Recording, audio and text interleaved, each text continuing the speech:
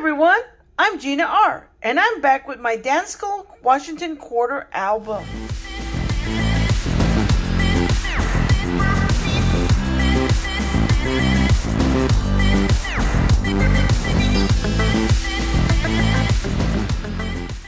Okay, I'm back with the quarters that I purchased at the antique shop.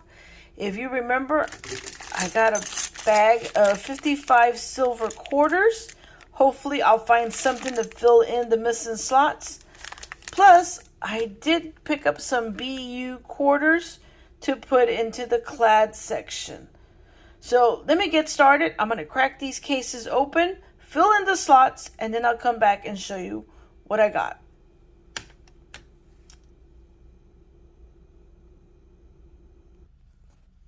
Okay, I was able to fill in 2 slots for the 1970s. The first one was the 1976 Philadelphia and also the 1979, down here, 79 Philadelphia. So now let me move on to the 80s.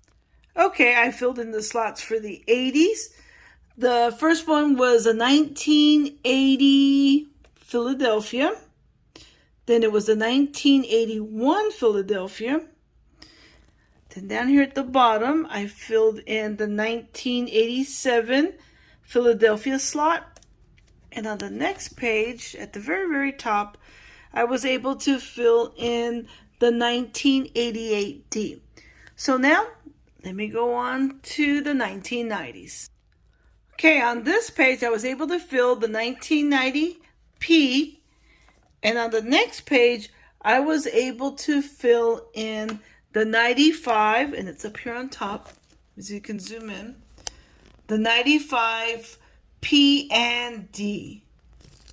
So this is pretty cool. So this section of the album is starting to fill up really, really nice. I do like the way it shines. Look at that. Slowly but surely. So now we're going to move into the silver section. And I'm praying I have something to fill in these slots.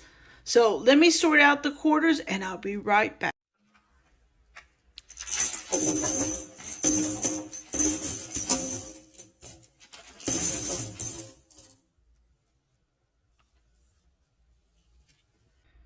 Okay, so after dumping out the quarters out of the bag, I went ahead and I sorted them out by year and mint mark.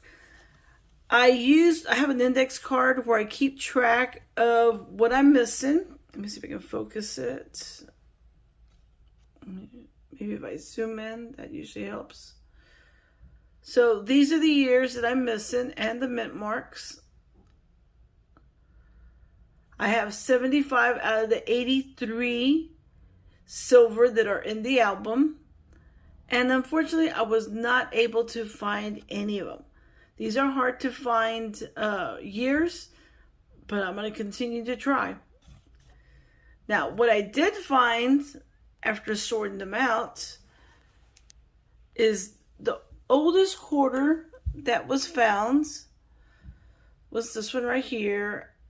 Let me get a better angle to it. There we go. And that was the 1934 no mint mark. Then I found 1936 no mint mark. Then it was the 37 no mint mark and the D mint mark, Denver. Then I jumped all the way to the 1940s. I had a 1940 no mint mark and a 1940 S. On the 1941s, as you can see, I had a lot of 41s, Philadelphia. I had 2 of the 1941 Denvers and 2 of the 1941 San Francisco. Again, 1942, I had a little bit of stack there. I had a 42D and a 42S.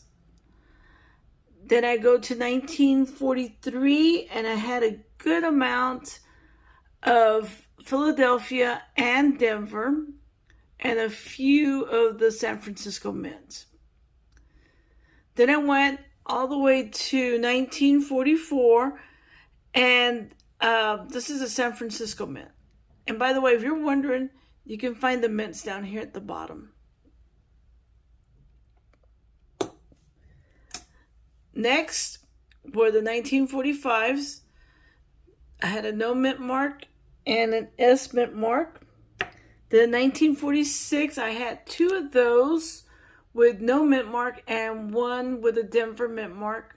1947 and D. And this is a 1948 no mint mark. As far as the 1950s, I had a 1950 Denver and 2 San Francisco, a 51 Denver and 2 San Francisco, and a 1952 San Francisco. Then I found a very worn 1956 Denver and a 1957, I believe it had no mint mark. Let me try to zoom in. There we go. No mint mark. Or there might be a mint mark. Let me look.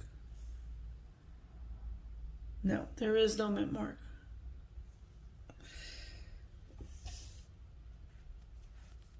So that's pretty much what I had this time around.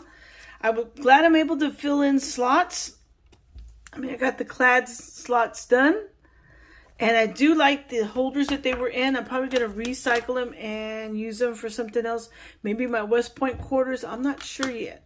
I'm going to think about it and see what I can use them for. And I got a pretty good amount of silver, even though I don't need any of them for my Dansco album.